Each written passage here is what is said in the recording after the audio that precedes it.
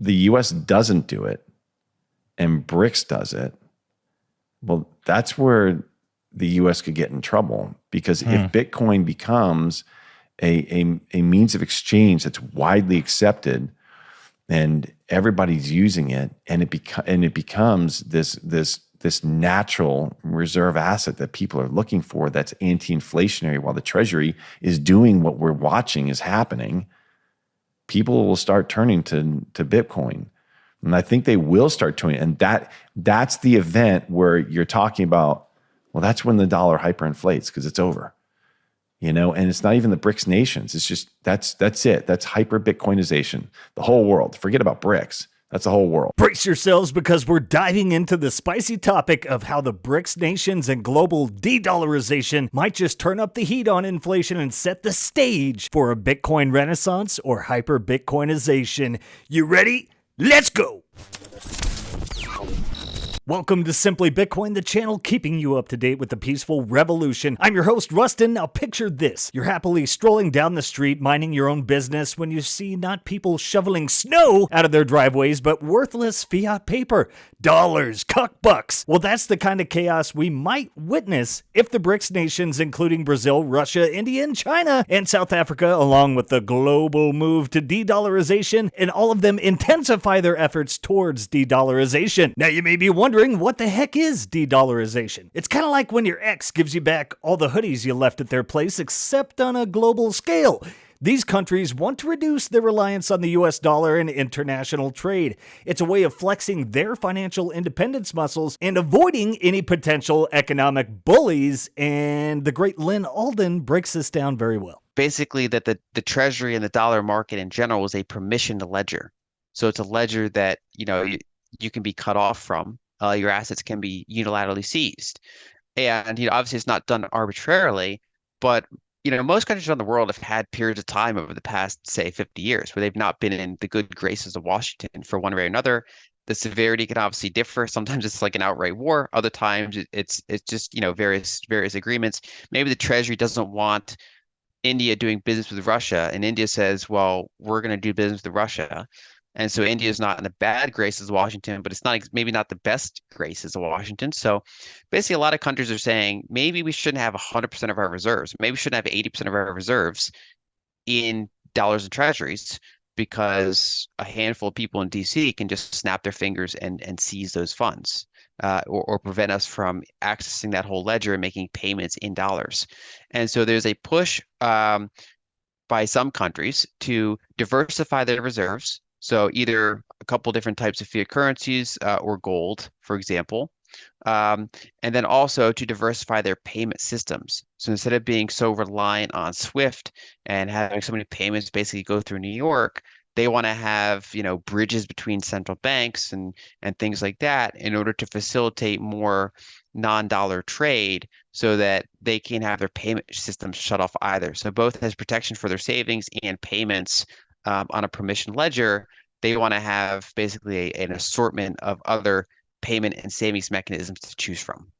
Now, kind of building off of Lyn, let's start with this article from Crypto Potato. China will dominate global digital finance, warns Coinbase CEO. The CEO of Coinbase, Brian Armstrong, has warned that China will dominate global digital finance. He highlights China's progress in developing its own digital currency and expanding its influence in the blockchain and cryptocurrency space, which could potentially position China as a leading player in the global financial landscape. Now, let's get to BRICS, because this is a big deal. BRICS and Saudi Arabia are negotiating a partnership as nations explore alternatives to the US dollar. More and more nations are hopping into the BRICS movement. So BRICS Bank and Saudi Arabia are reportedly in negotiations for a partnership as nations explore alternatives to the US dollar. The potential collaboration aims to strengthen financial cooperation and reduce reliance on the US dollar, reflecting a broader trend of countries seeking alternative currencies and financial systems. Ooh boy. And there is more. Official. Russia will use crypto exchanges for international transactions. The move aims to bypass economic sanctions imposed by the West and reduce reliance on traditional banking systems. By utilizing these exchanges, Russia seeks to enhance its financial sovereignty and facilitate cross-border transactions. We have this from the Daily Hodl. US dollar's impenetrable armor weakening as Chinese yuan and alternative currencies grow, BlackRock's bonds chief said. BlackRock's bonds chief suggests that the US dollar's dominant position in global finance is weakening as the yuan and other alternative currencies gain strength. The growing economic power of China and its efforts to internationalize the yuan are contributing to the erosion of the US dollar's status. This shift in global currency dynamics poses challenges and opportunities for investors and requires a reassessment of investment strategies. Now, de-dollarization will likely worsen inflation. Just gonna happen. Imagine a magician pulls endless rabbits out of a hat, except instead of rabbits, it's an endless supply of cuckbucks, and instead of a hat, it's the printing press going brr. And of course, the magician is Jerome Powell. That's the scary possibility of hyperinflation, and it looks like the rest of the world is getting wise and opting out of SWIFT and the dollar. And we'll move on to this, another piece from the Daily Hodl. Central banks to amass $48 billion worth of gold this year amid US dollar weaponization. UBS also highlights that countries around the world are now hesitant to increase their US dollar reserves following the weaponization of the American currency. Last year, Russia's finance minister reportedly said that the US and its allies have frozen $300 billion worth of the European giant's gold and foreign exchange reserves as part of the sanctions over the military conflict in Ukraine. Says UBS, in fact, the U.S. decision to freeze Russian foreign exchange reserves in the aftermath of the war in Ukraine may have led to a long-term impact on the behavior of central banks. And yes, hyperinflation is when prices skyrocket and money loses its value faster than you can say financial meltdown. And suddenly your life savings can barely buy you a cup of coffee. So why could de-dollarization lead us down this chaotic path? Well, when countries reduce their demand for U.S. Treasury bonds and the dollar itself, the value of the dollar will take a nosedive. It's like the dollar bill getting a bad makeover. It shrinks, loses its color, and even gets a tattoo saying, "I used to be worth something."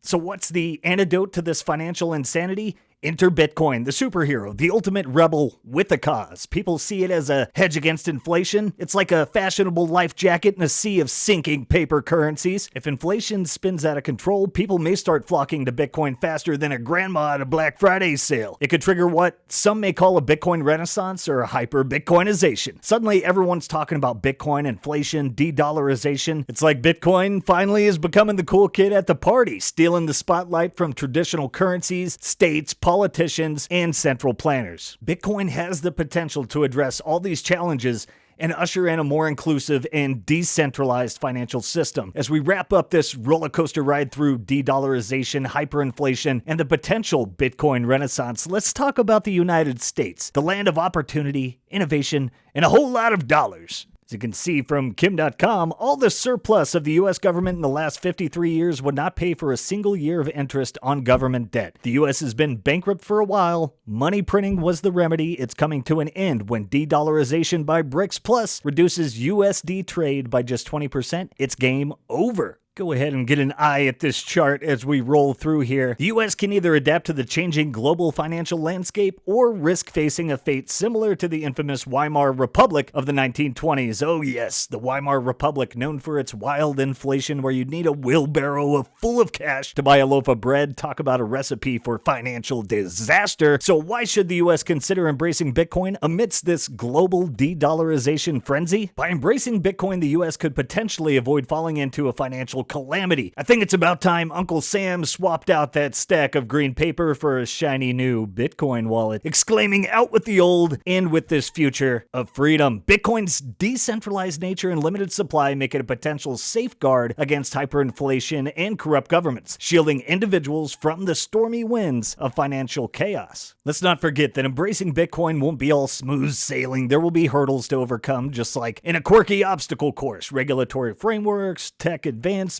public acceptance, these are all part of the journey. As James Lavish said, it's time for the U.S. to step up its financial game, take a leap of faith, and consider embracing Bitcoin amidst this era of global de-dollarization. Let's prevent Uncle Sam from joining the Weimar Republic's financial comedy club. You know, Rand Paul's called out the financial insanity for a long time. Let's end the Fed, end the madness.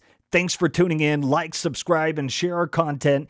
End the financial insanity. Adopt freedom. Embrace Bitcoin before it's too late. Hey, be sure to check out this video for more Simply content and for your daily Bitcoin signal. Until next time, have a good one, guys. Peace. Right. In the House, it's going to be the same thing. Large numbers. The majority of the caucus will vote with the Democrats to raise the debt ceiling $4 trillion over 2 years, which I think is crazy. It is. It's fiscal insanity. That's what it is.